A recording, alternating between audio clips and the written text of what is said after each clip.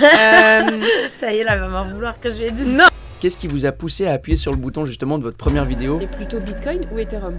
C'est pour le blanchiment d'argent, c'est pour ci, c'est pour ça, etc. Moi, je suis Les pour ETF. les ETF. Trop sombre, où on n'arrêtait pas de parler que de la criminalité, des choses comme ça, etc. Sèvres, désolé, mais voilà, c'est comme ça. Et donc j'avais pas envie de rentrer dans cet univers. Et Tout dépend aussi comment tu as géré tes investissements, tu seras pas forcément imposé. Les fans de blockchain ne supportent pas qu'on dise que leur blockchain, elle n'est pas décentralisée. Bonjour à tous. Pour ceux qui ne nous connaissent pas, aujourd'hui on tourne le deuxième Crypto Brunch. Donc on avait fait un concours sur Twitter, donc le premier Crypto Brunch était sur la chaîne de Carla, Carlita Crypto. Et on a l'honneur de recevoir le gagnant de ce deuxième Crypto Brunch, Olam Crypto. Donc Bonjour. Malo, bonjour.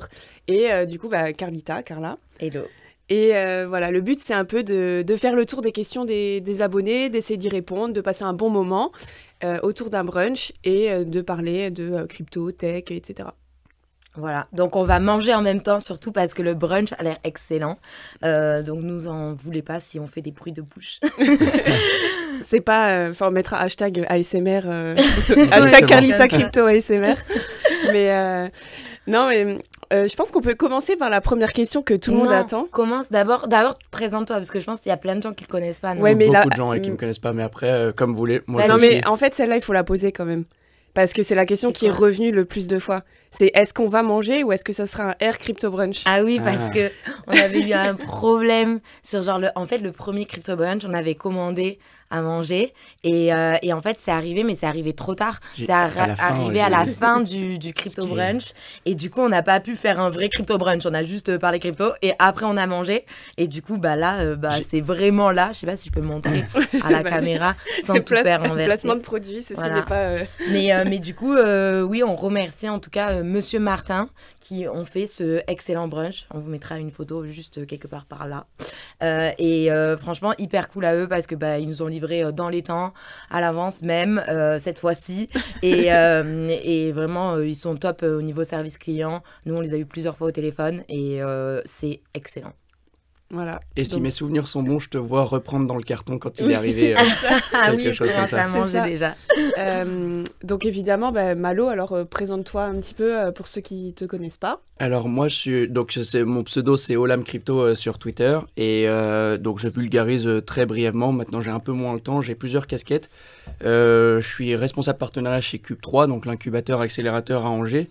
Le CEO, c'est Valentin Demey. Cryptost, ouais. Exactement. Enfin, Cryptost, c'est un partenaire média, mais c'était Valentin Demey qui était chez Cryptost avant, qui a l'initiative avec certains associés de ce projet-là. Donc ça, c'est une de mes casquettes. Et la deuxième casquette, c'est que je suis consultant au niveau Web3 et consultant sur de la stratégie commerciale. Et j'accompagne justement pour dessiner la stratégie commerciale. Et j'accompagne également sur de l'apport d'affaires.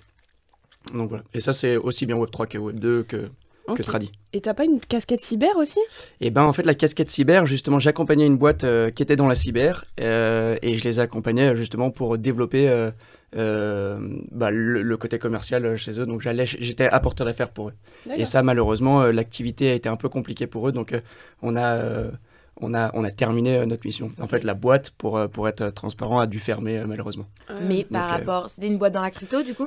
C'était une boîte dans la cybersécurité et qui avait une partie plus crypto, Web3, parce que la cybersécurité peut toucher tous les acteurs. Ouais, et il y avait une partie hyper traditionnelle.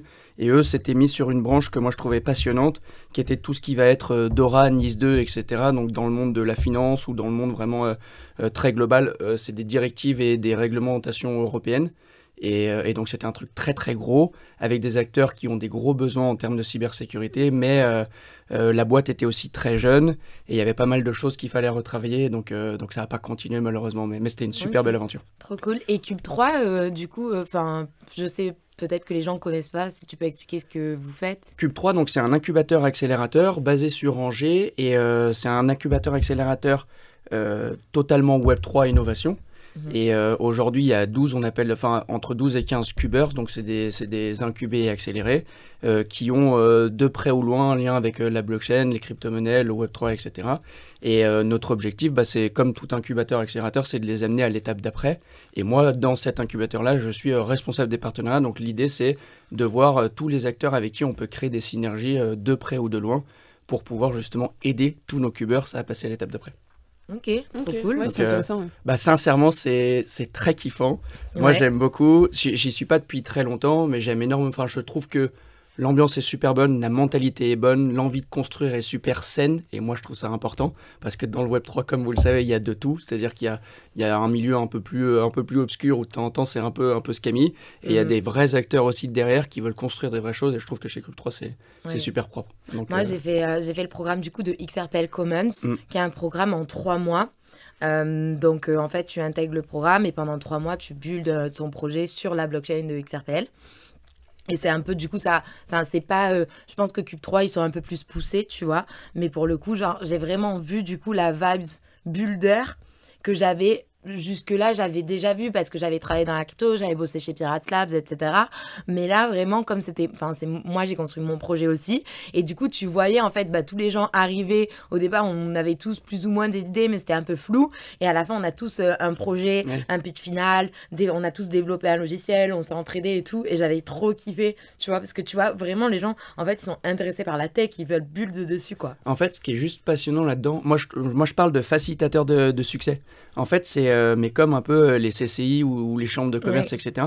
En fait, tu es dans un endroit où tu as une émulsion, enfin c'est en pleine ébullition, et tu as beaucoup de gens qui sont là pour des choses en commun. Il y a un côté entrepreneurial et il y a une envie de construire. Et tout le monde est dans cette même dynamique. Et donc en fait, tu es dans un endroit où tu es tiré vers le haut. Et moi, c'est ça aussi ce que je trouve passionnant. C'est que du coup, quand tu rentres dans ces lieux-là, je trouve que tu en ressors grandi. Parce que, tu peux donner à d'autres gens, et 2, tu apprends énormément de ton entourage. Et il y a tellement de choses pour un entrepreneur à apprendre à tes souhaits. Pour un entrepreneur, en fait, un entrepreneur, c'est quelqu'un il est maître de son bateau. Mais donc, il y a des tempêtes en permanence, il y a des obstacles de partout, etc. Et tu dois être armé pour tout. Mais en fait, une seule et même personne, c'est super compliqué de tout gérer. Donc, du coup, plus tu es bien entouré, plus tu as des gens qui partagent leur expertise, leurs difficultés, comment ils ont remonté, comment ils ont traversé des obstacles, etc. Tu vas plus en fait, vite. c'est trop bien, tu vas beaucoup plus vite, exactement. Tu vas plus vite et même tu vas plus loin, surtout. Erreurs. Ouais. Mais c'est la fameuse citation, tout seul on va vite, à plusieurs on va plus loin. Exactement. Voilà. J'ai pas voulu parce que je suis tellement mauvais en expression, mais c'est exactement ça. J'espère que c'est ça. Mais ensemble on va plus loin ou quelque chose comme ça. Oui, c'est ça. Mais je suis totalement d'accord et je trouve que moi c'est une des choses, mais ce sera peut-être une des questions, je sais pas, mais une des choses qui me plaît particulièrement dans le Web3, c'est qu'aujourd'hui c'est un domaine où je trouve que les gens sont extrêmement accessibles. On l'a vu hier, la soirée Bitpanda. Tu vois énormément de gens de milieux totalement différents. Donc le côté pour moi Web3 justement, un peu ce côté décentralisé et peu importe qui tu es, t'as ta place là. Mais en même temps tu vois beaucoup de gens qui ont une vraie envie d'entreprendre, des gens qui ont vraiment réussi, des gens qui ont eu pas mal d'échecs mais qui sont toujours là pour essayer de construire. Et je trouve que t'as ce dynamisme où tu te dis mais c'est dingue, il y a tout à construire. Oui, puis aussi tu as l'arrivée un peu via les nouvelles aussi narratives avec l'IA, etc. où il peut y avoir des synergies avec ce milieu-là, avec la tech et du coup tu peux en fait aussi t'intéresser à tout ça pour monter des projets, quoi. Ouais, complètement. Donc c'est vrai que l'incubateur effectivement je vois plus ça quand même quand t'es plus jeune, entre guillemets, où t'as cette hype comme ça de vouloir construire et tout ça. Et effectivement, je pense que c'est vraiment un bon moyen pour développer ton projet, être seul mais pas seul, et ça te permet de pouvoir build sur tout un domaine, quoi. Complètement. Et ça, il y a la partie incubateur, tu parlais un peu, t'es dans la phase d'idéation, et donc t'as ton idée, mais t'es un peu paumé, tu sais pas comment le transformer en un projet concret. Et puis après, t'as la partie accélérée. Décidément. T'as la partie accélérée. Et là, la partie accélérée, c'est des projets qui sont plus concrets, qui sont déjà implantés, qui ont déjà peut-être un MVP, donc ou un proof of concept, qui ont déjà un produit qui peut marcher ou qui fonctionne en partie, qui ont déjà peut-être potentiellement commercialisé une première fois leur solution, mais qui ont besoin d'une levée de fonds ou de passer à l'étape supérieure ou d'aller chercher un agrément PSAN ou quelque chose comme ça. Et là, dans ces cas-là, c'est l'accélération et tu dois les accompagner pour cette étape-là qui est cruciale. Et puis les contacts aussi, parce que finalement, quand tu viens tout seul pour aller voir une industrie financière ou même tu vas voir l'AMF, etc., c'est pas pareil que quand tu dis ok, alors moi mon projet il est assez solide, en plus je suis soutenu, parce que si tu es incubé et que ça se passe bien, je pense qu'effectivement indirectement tu es soutenu en fait par la structure, donc avec tous les partenaires de confiance qui vont avec. Pour moi c'est exactement ce que tu dis, c'est un trio. Je trouve que, et dans le trio tu mets les cubers, tu mets, mais c'est pareil pour tout incubateur, hein, mais tu mets les cubers, tu mets les partenaires qui viennent partager leur expertise, qui viennent apporter leur savoir, leur connaissance, ça c'est fondamental. Et tu as Cube 3, qui est justement un peu le lien dans ce trio. Mais c'est comme dans tout incubateur, c'est ce côté-là qui est hyper important, et à partir du moment où ce trio est équilibré et est bon, et ben normalement tout le monde avance. Mais si tu en as un qui est défaillant, ben, en général, tu as tout le monde qui est... Un peu comme le trilemme de la blockchain. Exactement.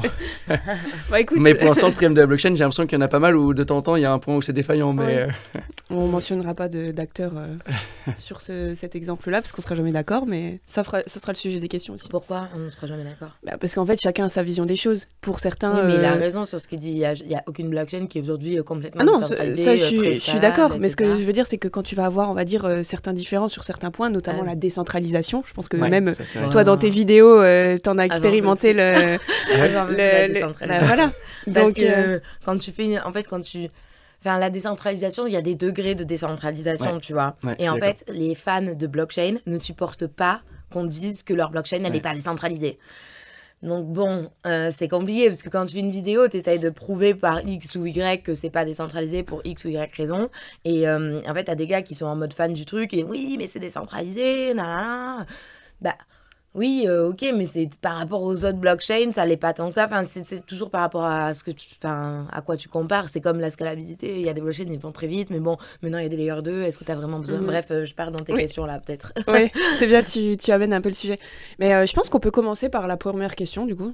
Donc les questions, juste pour info, c'est des questions que vous nous avez posé dans les commentaires quand on a fait ce concours pour le Crypto Brunch, et on a repris toutes vos questions, alors pas toutes je crois. Bah alors en fait on en a rassemblé parce qu'il y en a plusieurs qui étaient les mêmes.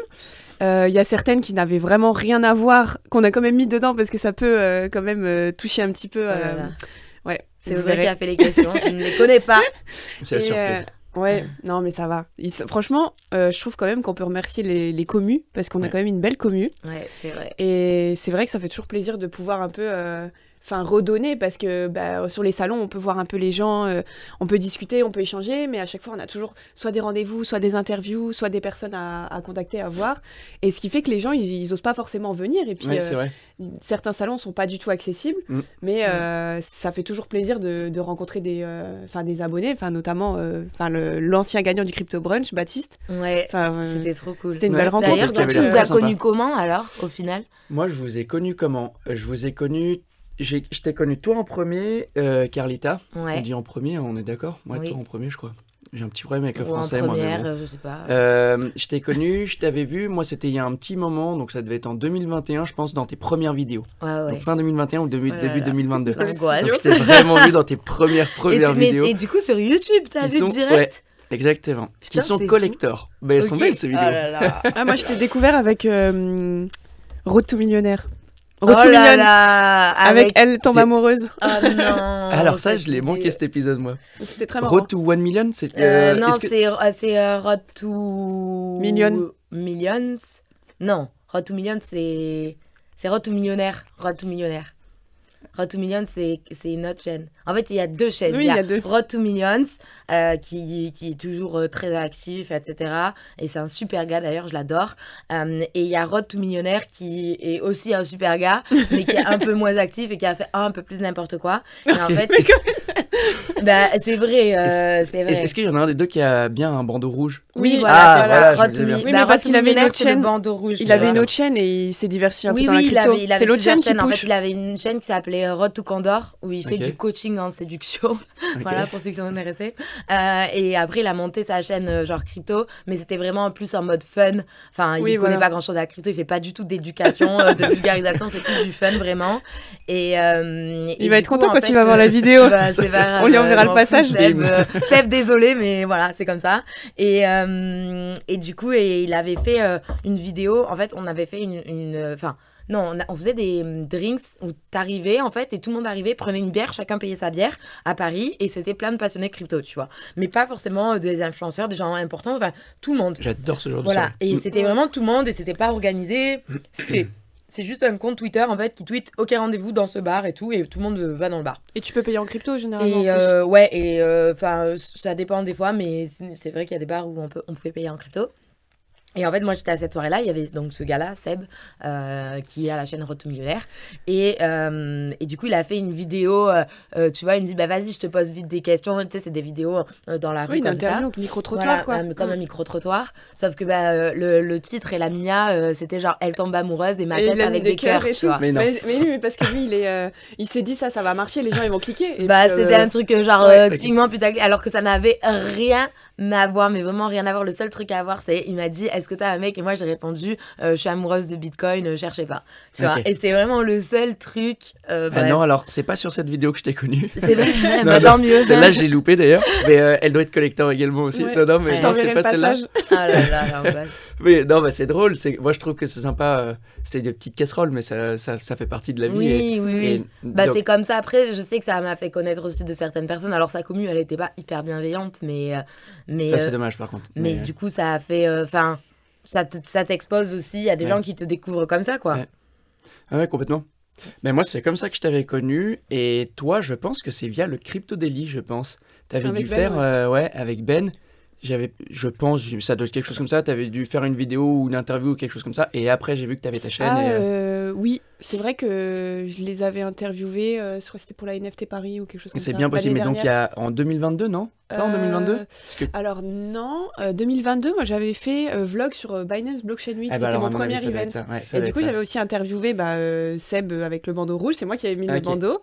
Et j'avais interviewé Paul Crypto Formation, Chantal Lang, Sizi. Et c'était très sympa, c'était mon premier event. Si, ça devait être impressionnant quand même. Oui, en plus, ils m'ont un peu scam. Il y avait un petit réel dessus, tu vois, parce que les gars, ils m'avaient dit oui, tu verras, c'est quelqu'un qui est fan de mode, pose-lui une question là-dessus, comme ça coupera. Tu sais, tout le monde lui pose des questions sur la crypto, pose-lui une question, machin. Puis j'avais des chaussures qui étaient un peu colorées. Et t'as fait 4 comme ça? Et non, non, ça c'était pas encore. C'était pas encore dans le pipe. Et du coup, je vais poser une question, mais c'est très marrant parce qu'en fait, il répond complètement à côté en mode je suis pas une fashion victime, tu vois. Ah, purée. C'était très marrant. Ouais.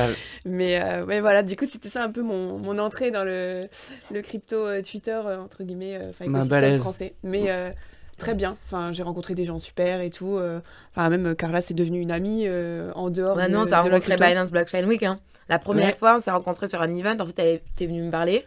Et du coup, en fait, elle est venue me parler. Moi, je croyais que tu voulais pas me parler. Pourquoi je voulais Parce que tu me suivais pas sur les réseaux. Ben ouais, mais parce que je te connaissais pas. Je sais, c'est marrant. Donc elle est venue me parler et tout. Elle me dit j'ai une chaîne depuis pas longtemps. Puis ça faisait vraiment pas longtemps. Oui, j'avais genre 400 abonnés. Mais ça faisait vraiment moins longtemps que moi. Mais j'ai lancé. En fait, j'ai pris des abonnés tout de suite. Et alors que c'était le bear. Et juste après le Binance Blockchain Week, j'ai doublé mon nombre d'abonnés. Okay. Parce qu'après, il y avait plein de vidéos avec Julien Roman, Crypto Mafia, etc. Il y a eu pas mal de contenu autour, en fait. Aussi, et c'était avant toutes les catastrophes FTX et tout ça. Donc les gens, ils étaient encore la crypto, c'est trop bien. Parce qu'après, ça fait mal. Hein. Ouais. Après, effectivement. Ça... Et comment... Alors, c'est pas à moi de poser les questions, mais j'en pose quand même une. Ça part en couille, on va pas parler des questions de la on m'a dit brunch, alors du coup, je me dis, on y va décontracte. Mais comment justement, comment vous avez osé? Qu'est-ce qui vous a poussé à appuyer sur le bouton, justement, de votre première vidéo, une fois que vous l'avez faite, c'est de dire, allez, j'appuie et je l'envoie, entre guillemets, je la publie sur Internet. Est-ce que ça a été facile? Ou est-ce que ça a été compliqué? Et si ça a été compliqué, comment vous vous êtes dit, allez, vas-y, je me lance et c'est parti? Vas-y, je commence. Alors, compliqué, je dirais non. Moi, j'avais déjà, on va dire, une exposition sur les réseaux avec mon compte Instagram à l'époque, dans tout ce qui était lifestyle, sport, etc. Donc, en fait, j'avais déjà cette exposition, mais qui est totalement différente de la vidéo. Parce que face caméra, les gens, ils se rendent pas compte, mais c'est totalement différent et c'est très dur. Donc là, maintenant, ça va un peu mieux, entre guillemets, d'être à l'aise et tout ça. Mais on va dire, tout ce qui est image, en fait, c'est un instantané. Et puis, tu peux prendre 100 photos, tu trouveras forcément quelque chose qui te plaît. Mais quand tu es sur un passage vidéo, sur une interview, sur une conférence comme à Auxerre, etc. Ouais. C'est les citations du jour. Nickel. Nickel. En plus, elle dit, non, mais t'inquiète, je prendrai mon téléphone pour les questions, mais je vais le mettre en mode silencieux. Bon. C'est les citations motivation du jour. Donc, voilà. Okay. C'est bien. Ouais. C'est bien. C'est je peux et je le ferai. C'est vrai. Voilà. La citation du jour en direct. C'est en pending. Bien joué. Ouais. Du coup, ce que je disais, c'est que une image, c'est pas pareil qu'une vidéo où t'es en direct, tout ça. Et encore, le fast cam, ça va parce que t'as du pré-montage, du montage. Et puis, si jamais il y a une séquence que t'as pas réussi ou que t'as bégayé, parce que franchement, ça, il faudrait qu'on fasse des vidéos des pires moments. Moi, j'en ai fait. J'avais fait un bêtisier, ouais. J'en ai vu un que j'avais trouvé très sympa. Où tu fais tomber la caméra, ou genre, t'es en train de faire un truc, ta phrase, ça veut rien dire. Moi, genre, des fois, je parle et d'un coup, ça veut rien dire. Je fais blablabla. Tu sais, ça part en live. Mais ça doit être dur. Puis en plus, je sais pas, t'es tout le temps en train justement de parler, t'es hyper concentré. J'imagine que vous avez votre texte sur l'écran ou même pas forcément. Moi, maintenant, j'ai pris un prompteur, entre guillemets. En fait, je fais tous mes scripts. Mais du coup, c'est pour avoir mon fil conducteur. Okay. Parce que sinon, je sais à peu près ce que j'ai à dire, mais dans mon esprit, c'est pas rangé correctement. Donc du coup, après, pour la vidéo, ça n'a pas de sens. Donc je préfère me faire un plan et me dire, ok, donc sujet 1 traité, ça. Et tu gagnes du temps aussi, parce que du coup, tu n'as pas cet instant où tu es en mode en train de réfléchir, ok, alors j'ai oublié de dire ça, donc après, et tu perds du temps, tu repars sur d'autres trucs. Ça se trouve, en plus, tu as oublié que tu avais déjà dit ça, tu le redis, enfin, tu perds du temps. Et c'est vrai que toute la mise en place, ça prend du temps. Parce que toi, t'es comme moi, tu prépares tous tes scripts et tout ça. Enfin, le boulot que c'est pour trouver un sujet de vidéo, pour rédiger, pour dire, ok, comment je vais aborder le sujet, etc. Moi, en vrai les sujets, j'en ai 4 milliards. Genre, vraiment, j'ai pas du tout de mal à trouver des sujets. Le seul truc, c'est un manque de temps, on va dire, peut-être, parce que aujourd'hui, je fais plein de trucs. Et donc, c'est difficile. Enfin, en vrai, une vidéo, ça prend pas 1 heure à faire, tu vois. Moi, ça me prend au minimum 2-3 jours. Mais tu dois déjà traiter le sujet. Voilà, 2-3 jours de recherche et tout. Et après, une fois que tu as fait toutes tes recherches et que tu as toutes tes notes et tout, c'est les structurer dans un sens, tu vois, avoir comme elle dit, un fil conducteur où tu vas pas parler d'un truc, revenir sur un autre, etc. Et, mais pour répondre à ta question sur l'histoire de la... Parce que je crois qu'on s'éloigne de la question. Oui, ce que j'allais dire, j'y pensais à ce moment-là. Pour la première vidéo, moi, ça a été très dur. Genre, vraiment, ça a été très, très dur parce que j'arrivais pas... En fait, je me suis dit, voilà... Je vais faire les vidéos et tout, je vais faire une chaîne YouTube. Donc j'ai fait la chaîne YouTube, je mets la bannière, le machin et tout. C'était très moche, mais bon, c'était moi qui avais fait. Je mets tout et je dis, voilà, maintenant, il faut que je fasse une vidéo, tu vois, il faut que je sorte une vidéo en fait. Et là, en fait, j'achète un micro, je mets mon téléphone et genre, je me dis, vas-y, let's go. Entre-temps, j'essaie d'apprendre comment ça marche, donc OBS, tu vois, de trouver, en fait, comment filmer, parce que c'était que des notions que j'avais pas, en fait, que j'avais jamais fait ça. Donc, du coup, je comprends un peu vite fait comment ça marche, j'essaie de lancer le truc, et en fait, j'arrive pas parce que je bégaye devant la caméra, parce que je sais pas quoi dire, parce que je suis pas à l'aise, pour plein de raisons, ça marche pas, j'arrive pas. Et vraiment, je pense que la première vidéo... Elle devait faire genre 10-15 minutes au final. Et elle m'a pris genre 7 heures à faire. Parce que je n'arrivais pas. Enfin, je faisais que bégayer, je recommençais, je supprimais, j'étais pas contente, ça allait pas, etc. En sachant que même si elle m'a pris 7 heures à faire, sachez qu'elle est horrible. Genre vraiment, elle ne ressemble à rien, tu vois. C'est le premier, puis c'est normal. Enfin, oui, voilà. En fait, t'as aussi un déclic psychologique, tu vois, de passer ce cap-là. Ouais, en fait, faut pas... Moi, franchement, tu vois, si j'ai des conseils, si les gens, ils veulent se lancer sur YouTube ou quoi, ou sur des trucs comme ça, c'est juste lancez-vous. En fait, réfléchissez pas, faites-le. Et de toute manière, ça va être moche. Le début, ça va être moche. Voilà, c'est toujours comme ça. C'est, t'essayes, tu t'essayes et tu continues d'essayer jusqu'à ce que ce soit bien, en fait. Et puis tu prends des réflexes. Voilà, et t'apprends, et au fur et à mesure, tu t'améliores. Au début, tu dois quand même... C'est pas très naturel. Au début, tu te mets devant ton ordi et tu parles tout seul face à ta caméra, etc. J'ose même pas regarder mes premières vidéos où je dois être tellement figée et tout ça. Parce qu'en plus, t'as l'a priori, donc tu regardes la caméra et tout, et tu te dis, mais quelle image je renvoie? Enfin, en plus, ça dépend des gens, mais moi, je sais que j'ai pas forcément la même image, je dégage pas la même chose que ce que moi, je ressens, entre guillemets. Et c'est vrai que tu te dis, en fait, je vais quand même proposer mon image aux gens, donc j'ai envie d'être comme ci ou comme ça. Et sauf qu'en fait, tu contrôles pas ton langage corporel, etc. En plus, t'es stressé, donc les gens, ils le voient, t'as une énergie qui va être différente et tout. Et du coup, ça, c'est un peu le truc, je trouve, qui est le plus dur. Parce qu'en vrai, tu vois, là, on est en mode chill, mais du coup, quand tu sais... Quand tu sais que t'as une caméra sur toi, que tu commences un peu à être exposé, que tout le monde va écouter, scruter ce que tu dis, ce que tu fais, ce que tu publies, etc. Et derrière, tu dois quand même faire attention et t'es pas en mode 100%... naturel au début. Oui, c'est ça. Mais après, tu le deviens, j'ai l'impression, vous le devenez avec l'expérience, je trouve. Là, ça se voit un peu. Enfin, moi, je trouve, en tout cas, de plus en plus. Moi, je vois l'évolution, surtout au début, entre ton tout début et là, maintenant. Ça n'a rien à voir. Oui. Rien à voir. Non, mais tu t'améliores dans pas mal de trucs aussi, la qualité enfin, que ce soit la qualité du contenu même ou le format, dans le sens où, voilà, le son qui est meilleur, les vidéos, etc. Mais après, tu as toujours ce truc-là. Enfin, moi, j'essaye d'être naturel, tu vois, le plus possible. Mais tu as toujours ce truc-là de... Enfin, moi, en tout cas, je l'ai, c'est de... Est-ce que ça va plaire aux gens ? Est-ce que les gens vont aimer ? Est-ce que vraiment, si je poste ça, ils vont pas se dire que ça... Enfin, tu vois, typiquement, je suis très active sur Twitter. Je poste beaucoup sur Twitter. Et... voilà, Twitter, c'est un peu la jungle. Les trucs qui marchent le plus, c'est les trucs soit de drama, soit des trucs les débats, qui n'ont pas en fait de fond forcément. C'est pas des contenus éducatifs. On est sur de l'émotion. Voilà, c'est plus émotionnel. Et pour le coup, moi, j'ai plein d'idées créatives, j'ai plein d'idées farfelues et tout. Et des fois, j'ai envie de poster des trucs, mais juste me dis, faut quand même faire attention à ce que tu dis parce que si tu dis un truc qui plaît pas, etc., ça peut être mal interprété, ça peut être mal repris, etc. Enfin, après, Twitter, c'est la jungle, on sait très bien. Enfin, moi, j'ai déjà Twitter, c'est la jungle. C'est la jungle. Mais après, moi, je sais que j'avais eu pas mal de conseils aussi. C'était en mode, le contenu, tu le fais pour toi, de base. Enfin, c'est à toi que ça doit plaire. Et après, si ça te plaît à toi, si c'est avec tes valeurs, etc., en fait, derrière, t'as la commu que tu mérites. Ouais, t'as la commu donc, au pire, de toute façon, il y a des gens, peu importe ce que tu fais, ça leur plaira pas. Et ils seront là pour te le dire, hein, t'inquiète pas. Et je pense qu'ils sont déjà là, hein, mais on pense à vous aussi, tous les haters, c'est un merci parce que ça nous fait de l'engagement. Mais tu vois ce que je veux dire, c'est que du moment que toi, quelque part, ça nourrit quelque chose en toi, d'avoir en fait cette énergie de construction, de proposer quelque chose, de partager, d'informer les gens, et en fait, le reste, t'as pas besoin de plus. C'est vrai. Bon, assez parlé. Ouais, pardon, c'était la question. C'était toi l'invité de base. Juste, attends, avant que tu poses tes questions, j'ai une question du coup. T'as découvert comment les cryptos ? Parce que tu nous as pas mal parlé de ce que tu faisais aujourd'hui, mais pour le coup, du coup, tu nous as pas du tout parlé de comment est-ce que t'étais rentré dans cet écosystème-là. Alors, moi, en gros, j'ai fait une école de commerce, donc je suis commercial depuis, on va dire, 10 ans. Et j'étais pas du tout dans le Web3 jusqu'en 2021. Et j'avais des potes, par contre, qui, eux, avaient un peu investi dans la crypto il y a un bon petit moment.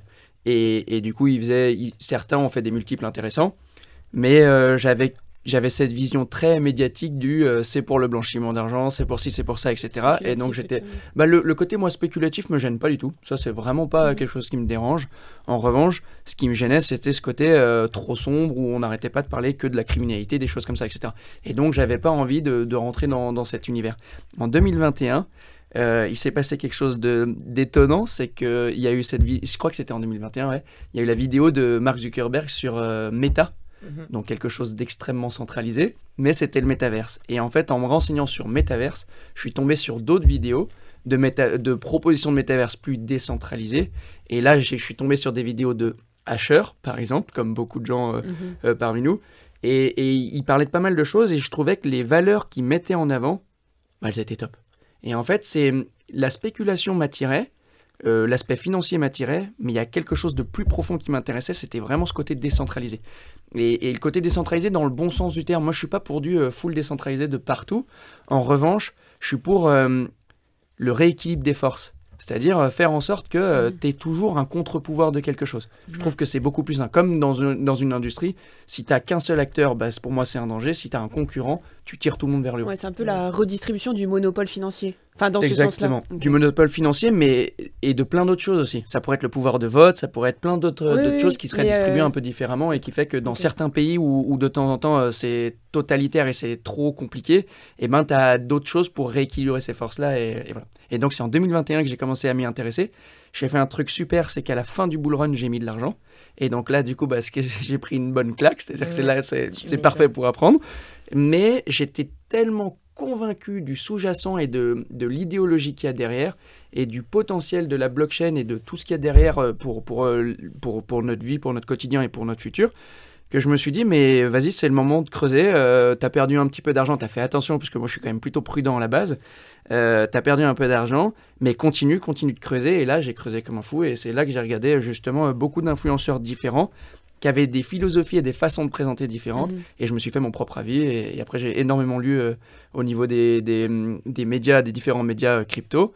pour aussi, pareil, avoir aussi des lignes éditoriales un peu différentes et des présentations différentes. Et puis après, j'ai digué sur des white papers et sur des trucs un peu différents. Mais après, c'est ce que je dis toujours, c'est qu'en fait, t'as les deux moyens d'entrer dans la crypto. C'est par la tech, parce que la technologie t'intéresse, et personnellement, tout ce qui est spéculatif. C'est parce que toi, tu dis aussi, je vais mettre un billet là-dedans parce que je considère que c'est une source d'investissement supplémentaire à tout ce qui existe déjà, l'immobilier, enfin bref, tout ce qui peut exister en finance traditionnelle ou autre.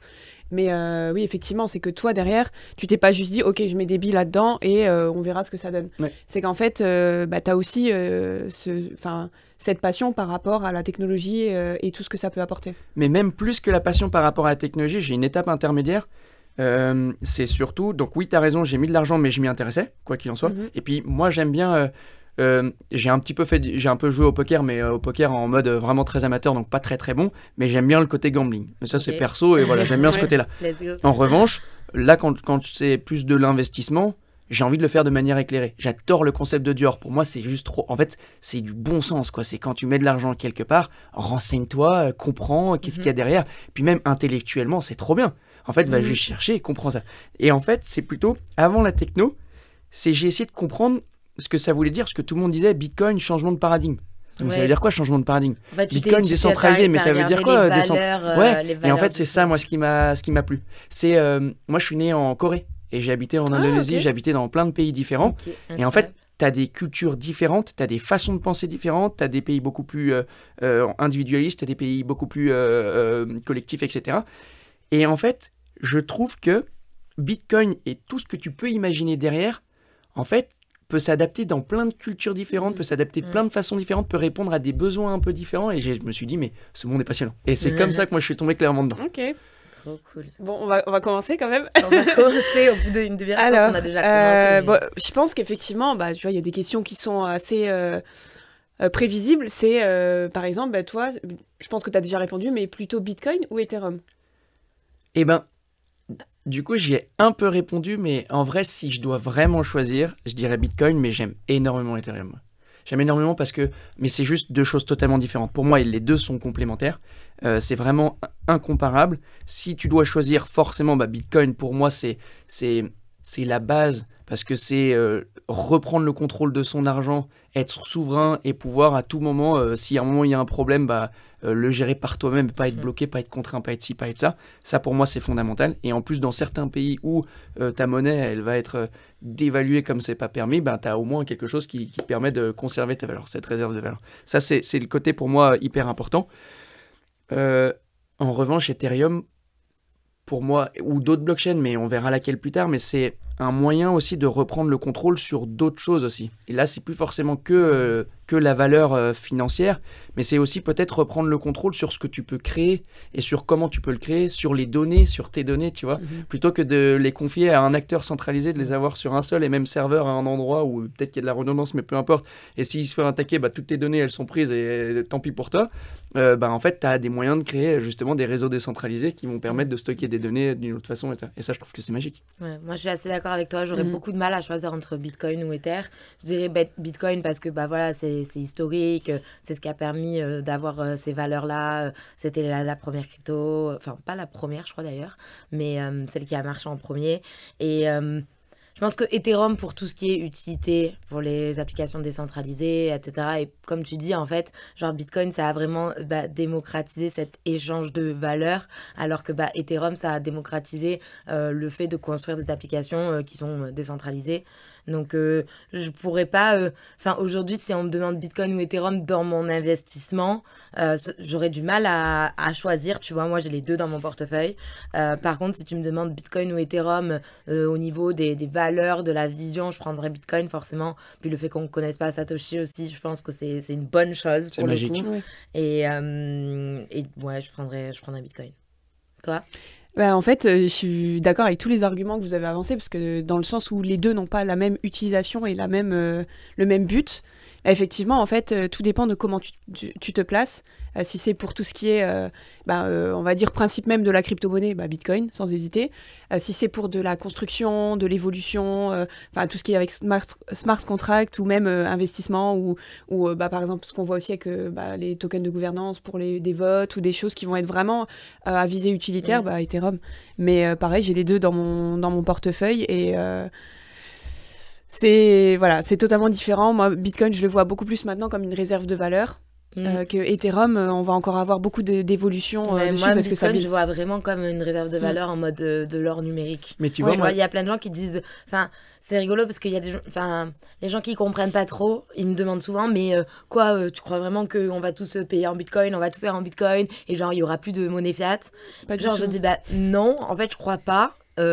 Moi, pour le coup, j'ai pas envie, tu vois, de faire ça. J'ai juste envie d'avoir le choix, premièrement. Et deuxièmement, pour moi, Bitcoin, c'est plus une réserve de valeur. C'est pas forcément une monnaie d'échange, tu vois. En tout cas, je le vois pas comme ça. J'ai pas de diplôme en économie et tout, mais... Mais c'est marrant ce que tu dis, parce que pour moi, ça fait partie de la liberté, et c'est ce qui est tellement important, c'est d'avoir le choix. Et en fait, c'est toujours la même chose. Et c'est pour ça que moi, je trouve que Bitcoin est juste incroyable, c'est qu'il donne le choix. Et ça, je trouve ça hyper intéressant. Moi, peut-être une petite déception, mais je changerais sûrement d'avis, c'est que à la base, c'était justement ce système de paiement de pair à pair. Et là, aujourd'hui, ça devient plus une réserve de valeur. Donc, c'est trop bien que ce soit une réserve de valeur. Mais moi, j'étais tellement content de me dire, dans des pays débancarisés, où pour les banques c'est trop cher, c'est compliqué de s'installer justement dans ces pays et d'atteindre toute la population, et eux ils avaient une technologie qui leur permettait grâce à un téléphone de se transférer directement de la valeur pour s'acheter j'en sais rien, à manger ou pour acheter autre chose. Ça, je trouve ça trop bien, et en plus avec des frais extrêmement réduits, ou même une personne qui part de son pays, qui va dans un autre pays et qui veut renvoyer de l'argent à sa famille, au lieu d'avoir 7% de frais ou même plus parfois je crois, directement tu le fais en peer-to-peer et ça te coûte beaucoup moins cher. Ça, du coup, je pense qu'avec Bitcoin, tu l'auras plus forcément avec des BTC, tu l'auras peut-être avec le Lightning Network ou autre chose, mais même je suis pas sûr qu'un jour ce soit très intéressant d'échanger justement cette réserve de valeur, parce qu'on paye pas avec de l'or, même si on pouvait le rendre plus liquide. Le but justement pour moi de l'or, c'est de le garder chez toi, et en cas de tempête, en cas de crise, tu sais que tu peux le réutiliser différemment. Mais c'est à la fois une déception, et en même temps je me dis mais finalement c'est peut-être son destin, et à voir ce que ça va nous donner. Après il y a je veux dire, le Salvador, c'est bien leur monnaie d'échange. Ils ont fait de Bitcoin une des monnaies officielles, donc aujourd'hui il y a des gens qui payent tout en Bitcoin, etc. Je pense que l'un n'empêche pas l'autre, et d'ailleurs avant les monnaies fiat étaient basées sur l'euro qui lui était gardé dans des coffres forts, etc. Tu vois, donc je pense pas que l'un n'empêche l'autre. Après c'est juste que pour le coup, comme tu dis, sur des pays débancarisés, etc., ça vaut le coup. Moi, en tant que Française à Paris, tu vois, je vois pas l'utilité d'utiliser Bitcoin pour échanger, pour acheter mon croissant le matin, tu vois. Je sais pas, peut-être les gens ils vont me détester en commentaire, mais aujourd'hui, prouvez-moi pourquoi je devrais faire ça, tu vois. Surtout que t'as la flat tax. Répondez en commentaire, s'il vous plaît, parce que... surtout que t'as la flat tax. T'as la flat tax, donc si en plus tu dois à chaque fois, parce que si tu payes ton croissant avec un Bitcoin, avec 0,0... C'est une opération qui est d'ailleurs, on répète que la flat tax, parce qu'il y a eu gros quiproquo, je sais pas si vous avez vu sur Twitter. Souvent il y a ce quiproquo. Mais il y a un quiproquo qui dit qu'il y a beaucoup de gens, parmi vous peut-être qui regardez cette vidéo, qui pensent que quand on paye avec une carte crypto, et du coup qu'on a de la crypto dessus, on ne paye pas de flat tax. C'est pas vrai. Attends, ça dépend, parce que tu as deux choses. Tu payes, en fait, tu as une carte crypto, par exemple crypto.com, et tu peux choisir de payer en crypto ou en fiat. Si tu payes en fiat, il n'y a pas de problème, mais c'est une carte crypto quand même. Si tu payes en crypto, c'est une carte crypto, mais tu t'as payé en fiat. Donc en fait, tu fais juste... Oui, mais du coup, les gens, ils font pas... Mais non, moi, je ça, c'est intéressant, t'as raison de le préciser. Il faut le préciser, parce que du coup, les gens, ils vont pas penser que tu as deux moyens de paiement. Si c'est du fiat et que tu payes en fiat, si c'est de l'euro et que tu payes en euros, c'est comme n'importe quel compte en banque. Mais par contre, quand c'est de la crypto, c'est pas...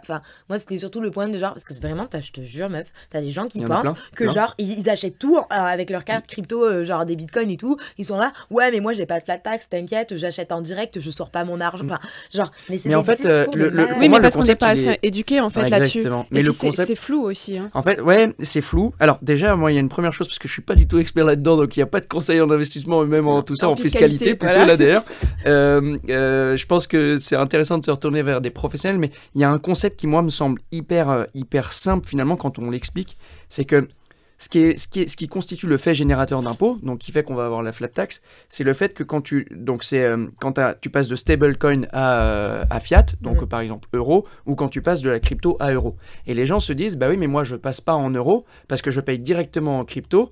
Avec ma carte, je paye directement en crypto et j'achète une voiture ou un truc en genre. Mais après, c'est sur la plus-value. Donc après, sur la plus-value, tout dépend aussi comment tu as géré tes investissements. Tu ne seras pas forcément imposé, mais tu as l'obligation de le déclarer. De le déclarer, exactement. Et puis c'est surtout toi de tenir tes comptes, parce que c'est au moment où tu vas transformer justement certains gens. Mais ce qu'il faut comprendre, c'est que tu vas le convertir en fiat. Ce qu'il faut comprendre, c'est que le moment où tu vas payer avec ta carte, si par exemple tu as utilisé on va prendre un shitcoin Shiba Inu par exemple pour payer, tu utilises de Shiba Inu, en fait il y a quelqu'un qui va la faire cette conversion en fiat. Ouais. Et donc du coup, à partir du moment où la conversion est faite en fiat, eh ben, c'est celui qui a payé qui va devoir l'avoir. Et c'est ce que tu dis, la flat tax, en effet, elle se fait sur la plus-value. Mais donc ça, je suis pas expert là-dessus, mais ça veut donc dire qu'à chaque fois que tu fais tes dépenses, tu dois savoir si au moment où tu vas acheter ton pain, quand tu as payé 1 euro, tu étais en plus-value sur tel truc. Et là, ça devient un mensonge. Mais alors après, c'était pas le sujet de la vidéo, mais moi, je sais que j'avais travaillé avec Waltio l'année dernière. C'est une solution, en fait, qui permet, avec les clés API des différents exchanges, etc.,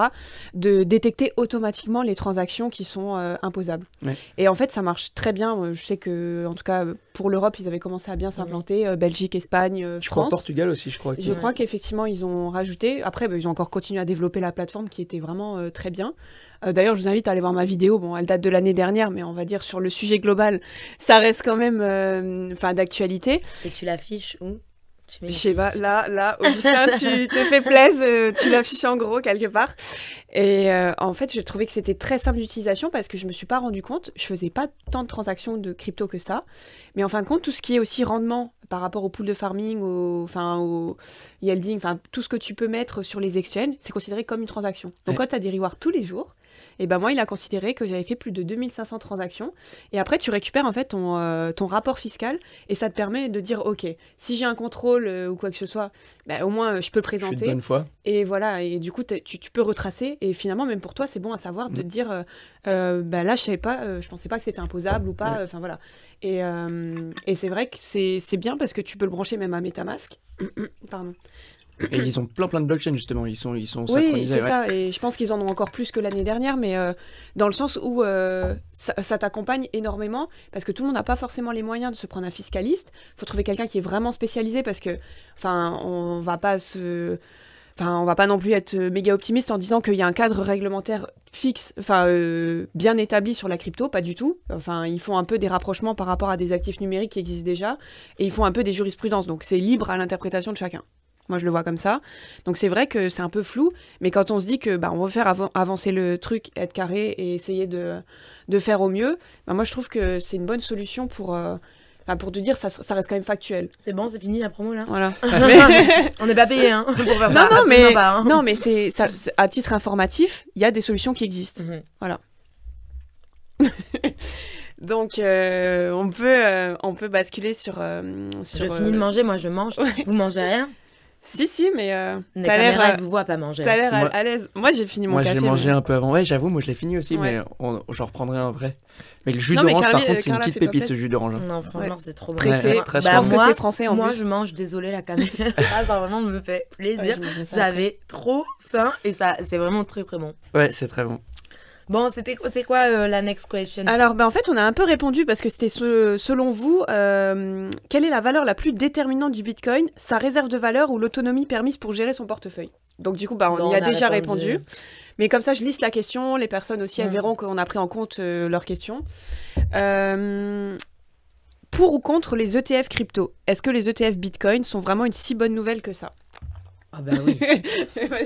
Voilà, au moment où je mange. Non, mais t'inquiète, vas-y, mange. Tiens, tu peux même avoir une petite serviette pour mettre dedans.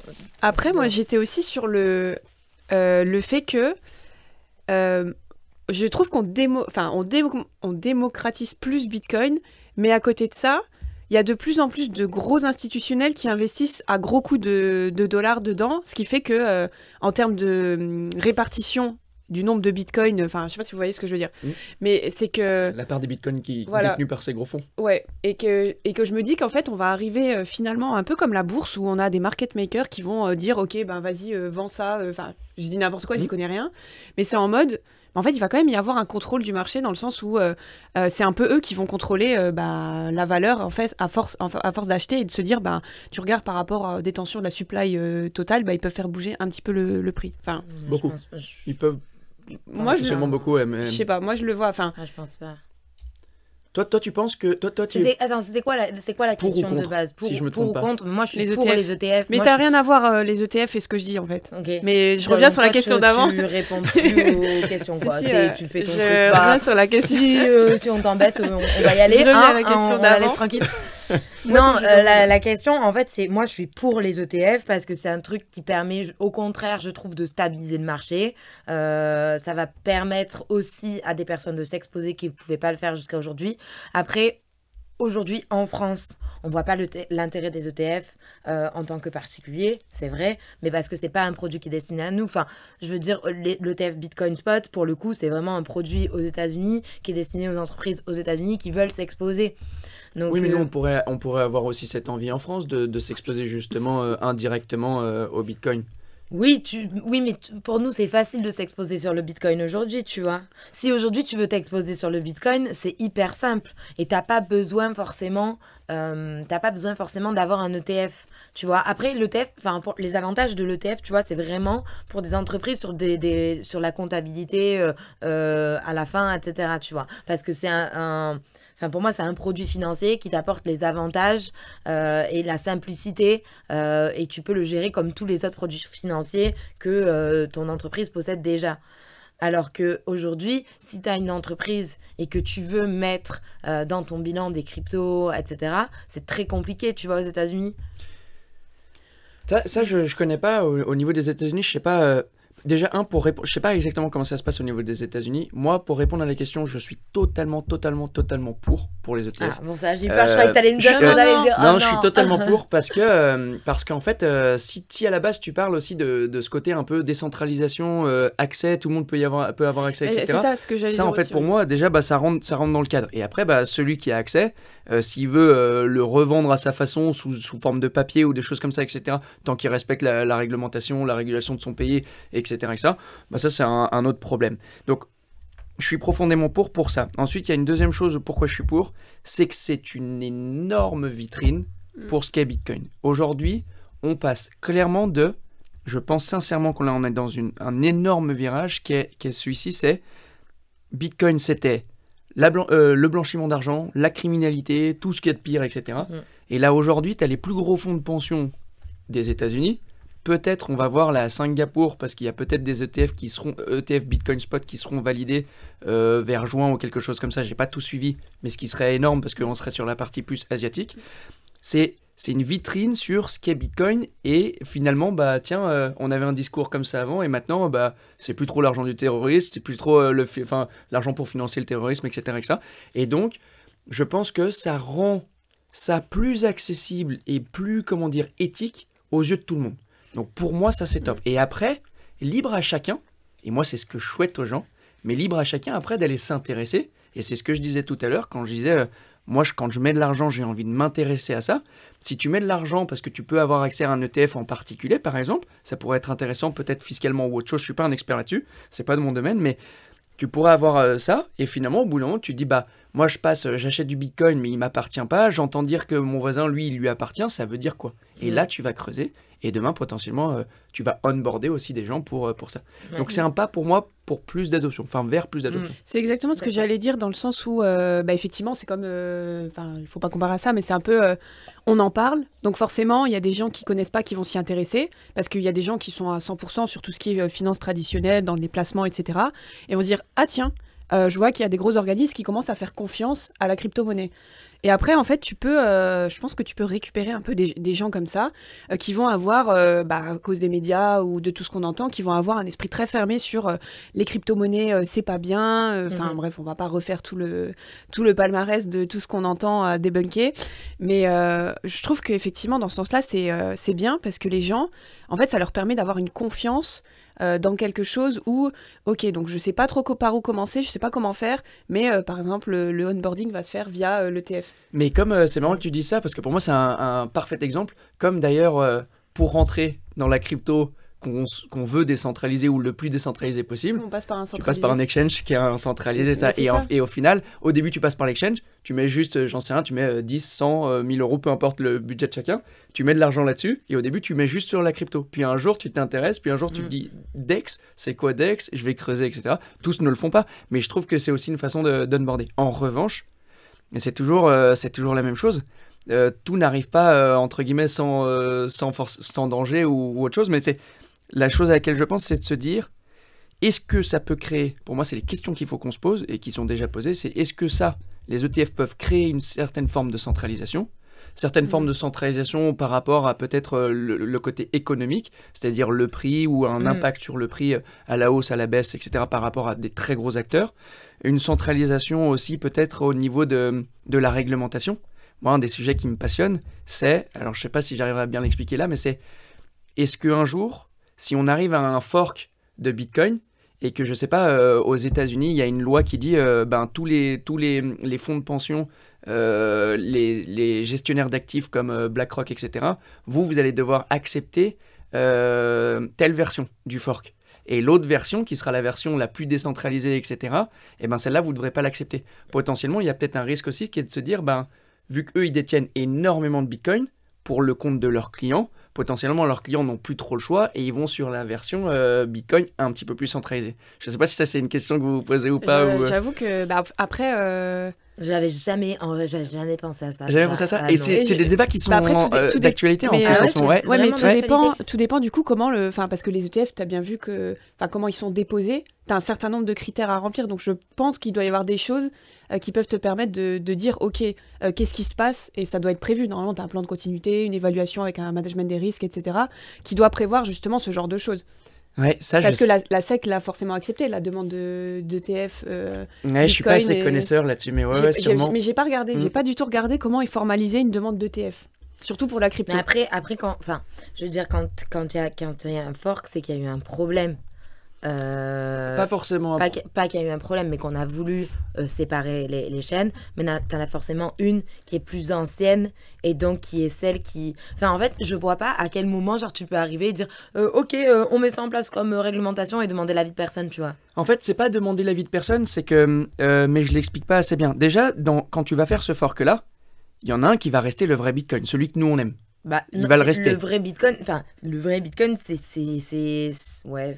Je sais pas. Parce qu'après, je sais qu'il y avait eu tu connais l'histoire du fork de Bitcoin Cash, avec le hack de The DAO, etc. Ouais, exactement. Et au final, Bitcoin Cash. The DAO, c'était plus pour Ethereum, si je me trompe pas. Ah, je dis n'importe quoi. Bitcoin et Bitcoin Cash, mais je suis pas le meilleur là-dessus, c'était plus par rapport à la taille des blocs, si je me trompe pas. Tu sais, ils avaient dit on veut augmenter la taille des blocs, et sur Bitcoin Cash, les blocs sont plus gros, et donc il y a plus de place. Alors que sur Bitcoin, ils sont moins gros.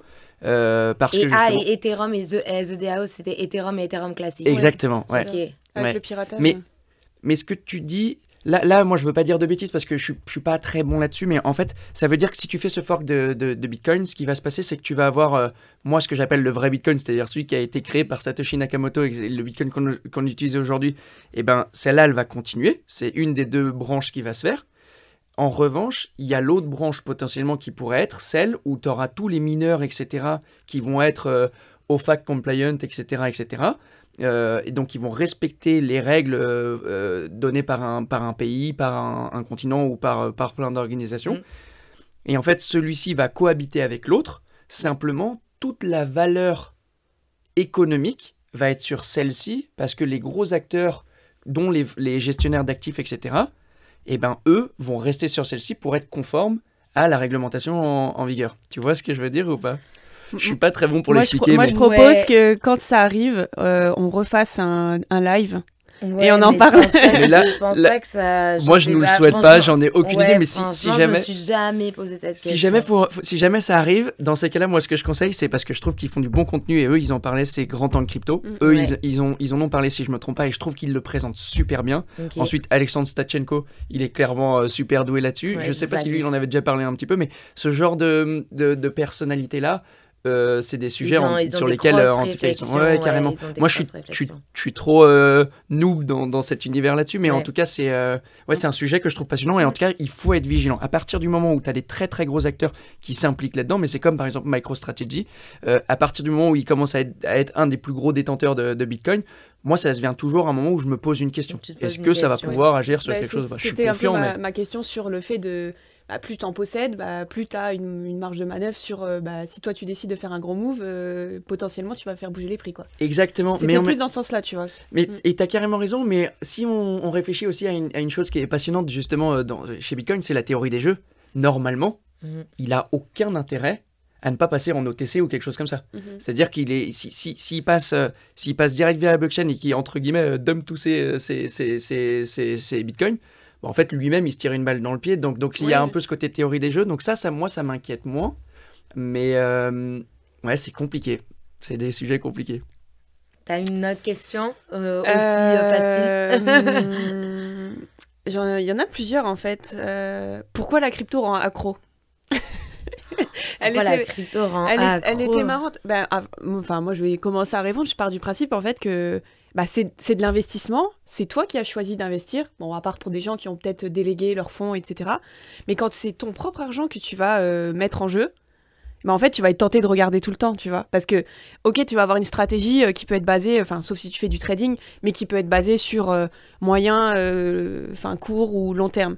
Mais du coup, quand tu vois que les prix ils bougent comme ça, que dès que tu as une nouvelle, ça va modifier le cours de telle ou telle crypto-monnaie, en fait, forcément, tu es accro dans le sens où tu vas regarder, si tu t'informes, tu vas regarder les news, tu vas regarder comment ça peut influencer ton portefeuille, etc. Et du coup, tu es tout le temps, en fait, sur les sujets, sur l'actualité et à suivre, en fait, tout ce qui se passe, quoi. Moi, je suis pas forcément d'accord avec toi. Je pense que je suis une des personnes dans la crypto où tu me demandes le prix d'une crypto, là tout de suite je sais pas te le sortir, tu vois, même dans le top 10, top 15 je saurais pas te sortir le prix de toutes les cryptos, mais genre il y en a où je suis complètement décorrélée parce que je sais pas, je regarde jamais les prix, mais ça veut pas dire que je suis pas accro à la crypto, genre bien au contraire je pense, mais c'est juste je sais pas, moi c'est une passion, genre j'ai découvert ça m'a trop plu, comme toi j'ai trop kiffé les valeurs, je suis rentrée dedans, et puis c'est un sujet où je m'ennuie jamais, tu vois, et genre ça fait trop plaisir, mais en gros je sais pas, moi quand j'ai commencé à travailler dans ma carrière, je m'ennuyais très vite, donc je fais un truc, j'apprends comment le faire, et une fois que je sais le faire, je m'ennuie. Et pareil, du coup, dans le domaine, je rentre dans un domaine, j'apprends comment ça marche, une fois que j'ai compris, je m'ennuie. Et en fait, la crypto, c'est un truc où je m'ennuie jamais, parce qu'il y a toujours des nouveaux trucs, comme tu disais, il y a toujours des news, etc. Et du coup, en fait, genre là, ça fait 2 ans et demi que je suis dedans, mais il y a tellement de choses que je sais pas, c'est fou. Genre, alors que je suis full-time, je veux dire, je suis pas full-time à apprendre, mais je suis full-time dans la crypto, je travaille dedans, j'ai toute ma vie qui tourne autour de ça, tu vois. Donc, je sais pas, je pense que c'est juste une passion. Comme il y a des gens qui vont, je sais pas, il y a des gens qui sont fans de poney, ils vont avoir des posters de poney, ils vont faire des compétitions de poney, ils vont aller voir leur poney le week-end. Moi, je suis fan de crypto, tu vois. Tu connais beaucoup de gens fans de poney ou... Mais c'est sûrement une belle passion, mais je ne connais pas, moi, de fans de poney. Je sais pas, t'en as, en vrai, t'en as pas mal. Sûrement, ouais. Des gens qui adorent l'équitation. Et c'est beau, les poneys, mais qui adorent l'équitation, tu vois, pour parler un peu mieux. Et moi, je partage un peu ce que vous dites. En fait, je pense qu'il y a une chose, j'ai l'impression que souvent, l'humain, on est... En fait, la stimulation cérébrale, elle nous rend heureux aussi. Le fait de grandir intellectuellement, c'est hyper enrichissant et ça procure du bonheur. Et je trouve que dans les cryptos, en fait, crypto, blockchain, tout ça, tout le monde peut s'y retrouver. Parce qu'en fait, tu peux... Toute la vie, tout ton quotidien peut être vu à travers, entre guillemets, cet écosystème-là. Je prends un exemple. Aujourd'hui, quelqu'un qui est intéressé par la finance, il fait de la DeFi, il fait de la finance, etc. Il fait du trading avec les cryptos et tout ça. Hop, il est dedans. Quelqu'un qui est intéressé, je ne sais pas, par j'en sais rien, les assurances, il peut, en regardant ce qu'est le concept des assurances décentralisées, des choses comme ça, ce qu'on peut mettre en place, comment tu peux optimiser tes coûts, comment tu peux ci, comment tu peux ça, comment tu peux optimiser aussi tes contrôles et tout ça, boum, c'est fait. Quelqu'un qui est intéressé par, je sais pas... en fait, tout ce que la crypto peut faire, toute l'actualité. Et puis quelqu'un qui est intéressé par la philosophie, quelqu'un qui est intéressé par la sociologie. En fait, c'est dingue. Et je trouve que en fait, finalement, quand on parle de blockchain, on ne parle que d'une technologie. On parle juste d'un bloc, quoi. et sur lequel tu peux faire reposer plein de choses. Oui. Et c'est pour ça que je trouve que c'est hyper enrichissant. Et c'est d'ailleurs marrant parce que quand on parle avec plein de gens dans la crypto, t'en as qui sont DeFi à fond. Moi, c'est pas trop mon univers. Et d'ailleurs, je suis tellement mauvais là-dedans. T'en as qui vont beaucoup plus être NFT pour un truc spécifique. Et en fait, chacun y retrouve un peu son bonheur dedans. Ça me permet d'enquiller sur la prochaine question. Parce qu'en fait, effectivement, c'est marrant parce que y a plus de 21 000 cryptos qui existent et tout ça, et chacun, on va dire, s'y retrouve et tout ça. Enfin, en fonction de sa personnalité, de ses valeurs, de la manière dont il voit les choses, de son métier. Enfin, en gros, il y en a vraiment pour tout le monde. Et du coup, on avait une question qui était très marrante, qui était si tu étais une crypto-monnaie, serais-tu le Bitcoin parce que tu domines clairement le marché? Bon, il y a quand même une part d'interprétation dedans de la personne. Ou plutôt le Dogecoin parce que tu ne sais pas trop te prendre au sérieux. Donc voilà, on a un peu un... C'est quelle crypto, ça, tu sais quelle... Bon, après, il laisse pas le choix, tu vois. C'est soit t'es un shitcoin, soit t'es the big crypto-monnaie, la queen, tu vois. Oui, tu vois, c'est marrant. Mais du coup, je vais peut-être un peu répondre en loose day. Mais en fait, du coup, là, par rapport à sa question, j'aurais envie de répondre Bitcoin. Pourquoi ? Parce que moi, j'aime bien le côté de ne pas se prendre au sérieux. Je trouve que c'est trop bien. Et je trouve que tu peux être super pro. Et même dans le boulot, tu peux être hyper bosseur, hyper pro et tout ça, mais tu peux rester quelqu'un de simple, de fun, et pas être hyper toujours trop rigoureux et tout ça.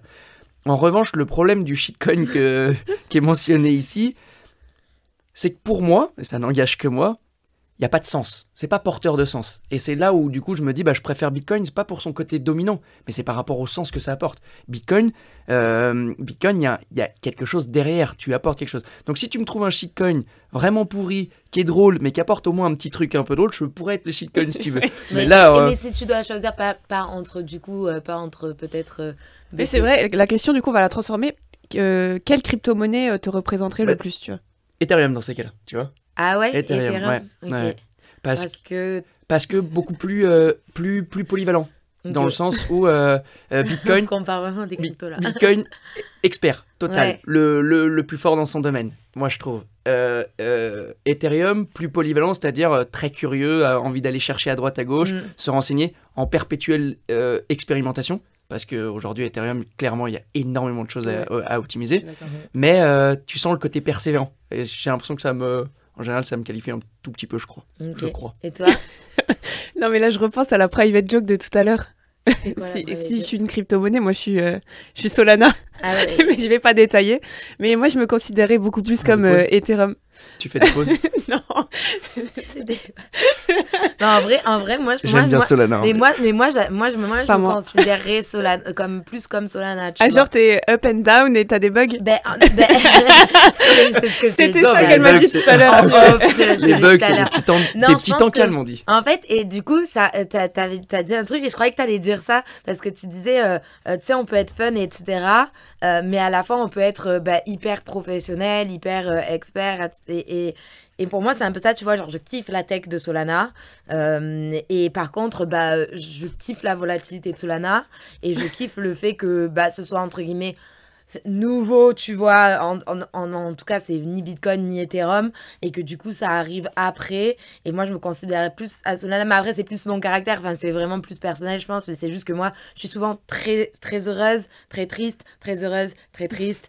Et je réagis beaucoup dans ma vie, tu vois, je suis très impulsive, je suis marseillaise, tu vois, et du coup, je fais beaucoup up, down, et du coup, Solana, pour moi, c'est un token qui a encore beaucoup de volatilité comparé à Ethereum et Bitcoin. Et qui a quand même une très bonne tech en fait, mais qui se cherche un peu. Et aujourd'hui, je trouve que c'est un peu là où j'en suis entre guillemets, c'est que genre j'ai bien trouvé mon domaine, je sais que je veux être dans la crypto, mais voilà, je cherche à monter un projet, je cherche à construire des choses, et à la fois j'ai toujours cette fluctuation dans ma vie. Voilà, je sais pas, bref, j'ai fait un discours philosophique. Mais moi, je trouve ça trop bien. En fait, cette question, elle est trop bien, justement, ça permet de rentrer dans la personnalité et de savoir un peu... Non, je trouve ça cool. Mais c'est marrant, maintenant que tu l'expliques comme ça m'étonne pas que tu sois Solana, et c'est plutôt un compliment. Non, mais c'est plutôt un compliment. Ça, je vais le clip, ce truc. Si t'étais une crypto-monnaie, ça serait quoi? Non, mais franchement, posez-là cette question à votre commu, parce que franchement, moi, je la trouve trop bien. Par contre, il faut qu'en commentaire, les gens donnent un peu de leur personnalité, parce que ce qui est intéressant, c'est de savoir ce qui est transcrit par rapport à ça, le message qu'on donne. Déjà, leur perception de la blockchain en question, et la perception d'eux-mêmes. Ça, c'est intéressant. Non, je trouve ça cool par rapport à ce que tu dis sur Solana. Moi, ce que je vois dans Solana et toi, par exemple, aussi dans le parallèle, c'est le côté... mais je sais pas comment donner un adjectif qui fasse pas un peu cucu, mais c'est le côté moi, j'avais pétillant, mais c'est ce côté peps. Okay. Et ça c'est hyper le bien. Côté un peu fun et tout, peps ça fait un peu boomer, un peu vieux, mais voilà, c'est ça ce que j'ai trouvé. En fait c'est ça, et ça te va vachement bien, et c'est ce côté justement. Alors bon, bah toi tu vois le côté cyclique, un peu des hauts, des bas, etc. Mais par contre ça se transcrit dans ton enthousiasme et dans ta façon d'être, et ça c'est cool. Et Solana, il y a du peps. En revanche, Solana, là où c'est balèze, c'est comment ils sont... la renaissance, quoi. Parce qu'après après le FTX, sincèrement, tout le monde ne misait pas sur eux. Après, à voir comment ils se... Mais clairement, les bugs, il y a un moment, il faut trouver un truc quand même. Parce que non, mais attends. Parce que moi, j'ai dit... Les pannes. Une fois, j'ai mis un tweet, je sais plus pourquoi je l'ai mis, mais je me suis fait défoncer parce que j'ai osé dire que Solana buguait. Et en fait, j'ai cherché sur Google bug Solana. J'ai eu 3 dates différentes, 3 bugs en 2 secondes, tu vois. Donc le mec, je lui screen, je lui dis Je peux faire ma promo, moi aussi. Sur ta vidéo, est-ce que Solana est vraiment décentralisé? Oui, n'hésitez pas à aller voir ma vidéo. Est-ce que Solana est vraiment décentralisé? Là.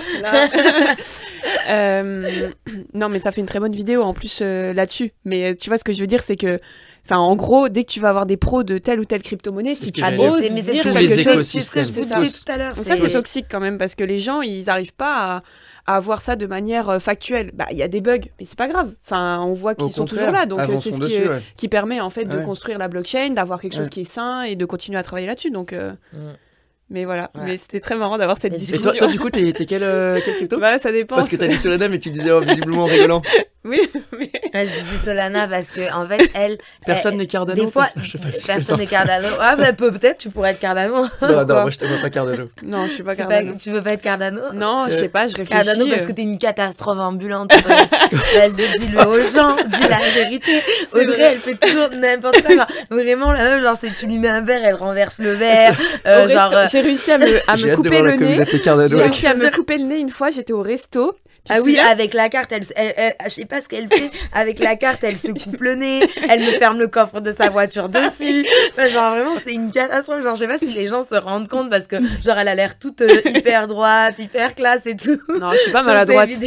Et elle est hyper maladroite dans la vraie vie, c'est un délire. Il y a encore des choses physiques que je n'explique pas. Je n'expliquerai jamais. Mais c'est justement, c'est la surprise, c'est le mystère. C'est la part de mystère. Ouais, je sais pas du coup. C'est la spontanéité, voilà. Cosmos peut-être. Ouais, Cosmos, ça me conviendrait plus. Où t'as quand même des interactions entre les blockchains, parce que j'aime beaucoup le contact, tout ce qui est relations humaines et tout ça, et c'est ce qui m'enrichit énormément. Mais à côté de ça, tu vois, j'ai mon propre SDK qui me permet de me développer et tout ça. Enfin voilà, je pense que ça pourrait correspondre. Mais un petit peu de Solana quand même, tu vois.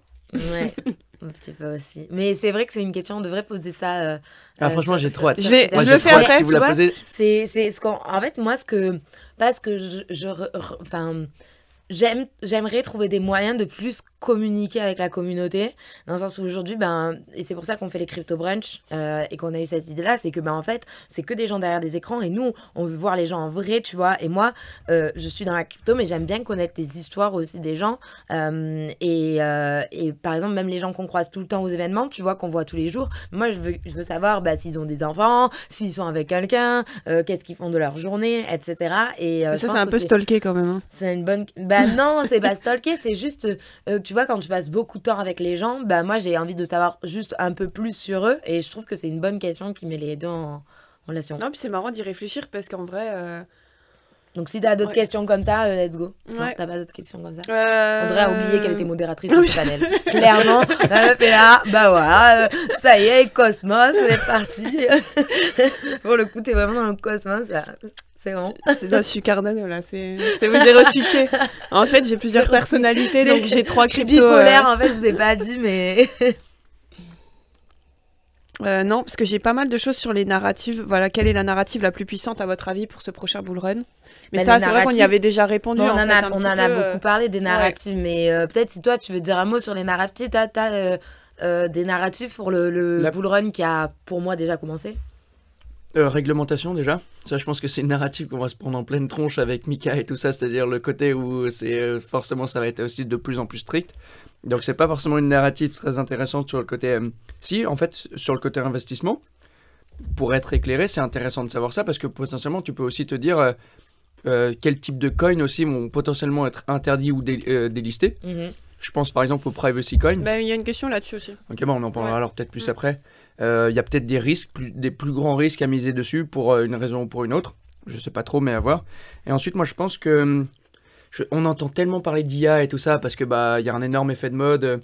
Ça m'intéresse énormément. Je pense qu'il peut y avoir des cas concrets très intéressants. Aujourd'hui, j'ai pas encore trouvé forcément ceux qui me font le plus vibrer. Moi, je suis très. Je pense qu'il y a quelque chose à faire avec les DePIN, tout ce qui est les infrastructures, les réseaux d'infrastructures physiques décentralisés.